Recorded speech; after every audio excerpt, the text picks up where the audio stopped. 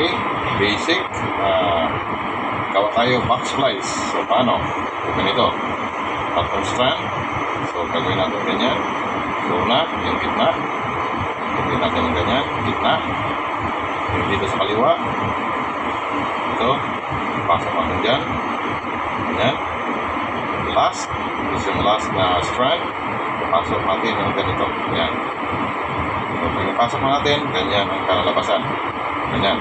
Ang gagawin natin, ito siya, overlap, then pasok sa kasunod. So, ganyan. Gawin natin.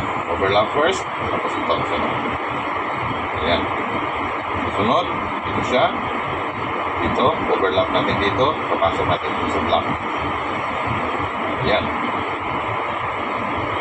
Next, so ito siya, block, overlap natin, pasok natin dito sa dilaw. Ayan. Ayan, nakita ninyo. Ayan. Tapos, ito, higpitan natin. So, hawakan natin yung ganito. Ayan. Ganyan siya. So, tapos, hilahin natin para humigpit. Ayan. Ayan. Ayan. So, hinigpitan na, ganyan na ang kanyang itsura. So, ituloy lang natin. So, bawat strand, overlap na tayo ng isa, ipasok sa kasunod. Ayan. Overlap, one, and pasok sa kasunod. So, ganyan lang, di ba? Madali lang. So, yan ang tinatawag na back splice o end splice. Yan. Pasok na natin lahat para maganda tingnan. So, yan na.